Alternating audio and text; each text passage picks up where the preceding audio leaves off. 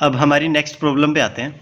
जलेला and Dhalela have to clear their respective loan by paying 3 equal annual instalments of ₹30,000 each. ठीक है, हिंदी में पढ़ सकते हैं। तो वो क्या करते हैं, दो लोग हैं, जलेला एंड धलेला, नाम भी अच्छे हैं। तो ये क्या करते हैं, अपना लोन चुकाते हैं। कैसे? 3 इक्वल इंस्टॉलमेंट के अंदर लोन चुकाते हैं। वो कितने की होगी? वो होगी 30,000 रुपये की। ठीक है, जलेला पेज 10% पर annum of simple interest. Jalela तो 10% की रेट से एसआई पे करता है, वाइल धलेला पेज 10% पर एनम कंपाउंड इंटरेस्ट। और धलेला क्या करता है, सीआई पे बेचता है 10% की। तो हमें बताना है कि उन दोनों की डिफरेंस क्या होगा, पेमेंट्स के अंदर डिफरेंस क्या होगा। तो देखते हैं इसे कैसे करेंगे। तो हमारे पास दो लोग हैं, धलेला एंड जलेला। ठीक है, धलेला क्या करता है, सीआई से देता है, और जो जलेला है वो क्या करता है, एसआई से देता है। तो सिंपली हमें पता ही है कि जो सीआई होगा ना वो ज़्यादा होगा एसआई से। क्यों? क्योंकि ये जो सीआई है ना, इंटरेस्ट पे इंटरेस्ट लगाता है, सबको पता होगा ये तो। ठीक है, तो हम क्या करेंगे, जो धलेला है ना उसका इंटरेस्ट निकालेंगे, और जो जलेला है उसका इंटरेस्ट निकालेंगे, और दोनों का सब्ट्रैक्शन ले लेंगे। क्यों?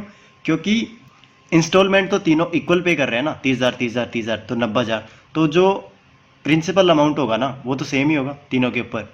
तो जो डिफरेंस आएगा वो किस में आएगा, वो आएगा इंटरेस्ट में आएगा डिफरेंस। ठीक है, मतलब सी आई माइनस एस आई निकालना है इन दोनों का।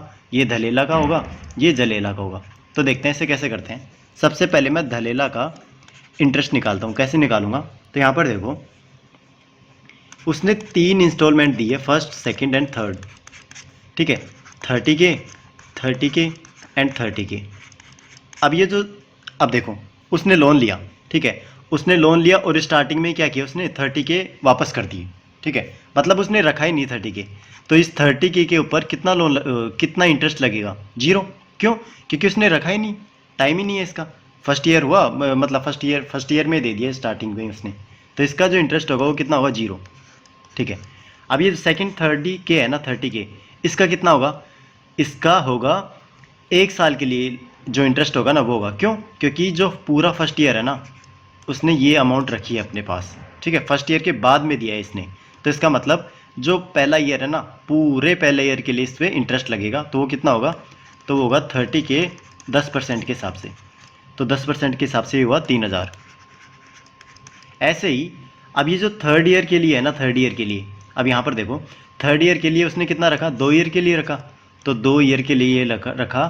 तो 30 के ऊपर 2 ईयर्स के लिए 10% के हिसाब से कितना हुआ, 6,000। 6,000 प्लस, अब यहाँ पर एक चीज़ और आएगी, वो क्या आएगी, वो ही तो सेपरेट करेगा एस आई और सी आई को। कैसे? अब यहाँ पर देखो, ये जो उसका इंटरेस्ट रेट आया कौन सा, यहाँ पर सेकेंड ईयर के लिए 3,000 आया ना, तो उसके लिए उस 3,000 को भी उसने रखा था ना फर्स्ट ईयर के लिए। ठीक है, कहने का मतलब ये जो इंटरेस्ट आया था इस पर 3,000 रुपये, तो ये जो 3,000 था इसका भी तो 1 साल के लिए इंटरेस्ट बनेगा ना, इंटरेस्ट पे इंटरेस्ट। तो इस 3,000 के लिए इंटरेस्ट कितना होगा, वो ही 10% के हिसाब से कितना होगा, 300। तो 300 यहाँ पर क्या हुआ, इसका इंटरेस्ट आया। तो टोटल इंटरेस्ट सीआई वाला इंटरेस्ट कितना है मेरे पास, 9,300। अब ऐसे ही जलेला के लिए मैं निकालूंगा। जलेला के लिए इजी रहेगा, क्यों? क्योंकि इसका इंटरेस्ट सिंपल इंटरेस्ट है ना। तो फर्स्ट ईयर के लिए क्या हुआ, 0 इसका भी।